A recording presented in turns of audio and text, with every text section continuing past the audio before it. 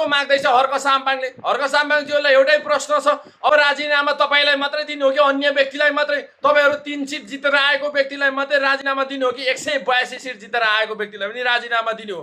तपाईँहरू जति उफ्रे पनि जति कराए पनि 182 जना सिङ्गै टिम लागेर बालेन शाहको राजीनामा माग्यो भने चाहिँ कसो नभए तिमीहरू तल सडकमा उफ्रे पनि सदनमा उफ्रे पनि टेबुलै फुटाए पनि टाउकै फुटाए पनि भुइँमै लडीबडी गरेको नि 5 वर्षसम्म लडीबडी गरे पनि बालेन शाहले राजीनामा दिँदैन।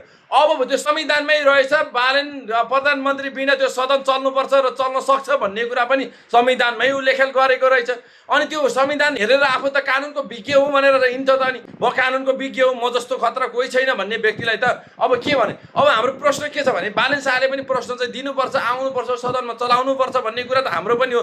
तर केही कारणवशले प्रधानमन्त्री आएन भने पनि संसदको सदन चाहिँ चल्नु पर्दो रहेछ, चल्ने रहेछ, कानुनको विधि विधानमै बनाएको रहेछ त्यहाँनिर। अनि हर्क साम्पाङ पहिलाकै कानुन फलो गरेर हिँड्ने व्यक्तिले अनि अहिले आएर यो फलो गर्न पाइँदैन, यसो गर्न पाइँदैन, यो हुँदैन, हामीलाई प्रधानमन्त्री चाहिन्छ भनेर पट्टार खेलेर हिँड्छ।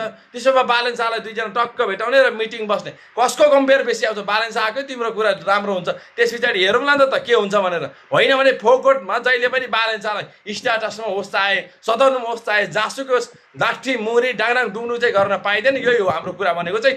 जनताले तिमीहरूलाई लाठी मुरी डाङडाङ डुङ्नु गर्न पठाएको होइन, टाइम खेर पठाएको होइन, तिमीहरूलाई कोट प्यान्ट लाएर लाखौँको तलब भत्ता खानको लागि पठाएको होइन। यति कुरा याद गरौ। काम गर्ने हो, देश बनाउने हो भने सबैजना मिलेर देश बनाउने हो। कसरी बनाउन सकिन्छ, के गरी बनाउन सकिन्छ, कहाँ हो, कसरी, कुन ठाउँमा गरिब जनताहरू मरेका छन्, कुन ठाउँमा बाटो पुगेको छैन, कुन ठाउँमा हस्पिटल पुगेको छैन भन्ने कुरा तिमीहरूको मुखमा आउनुपर्ने अवस्थामा तिमीहरू अहिले आफू लडाइँ गरेर हिँडिरहेको छौ। यो नराम्रो म राम्रो, त्यो नराम्रो म राम्रो भन्ने हिसाबले लडाइँ गरेर हुन्छ मामपाकाहरू।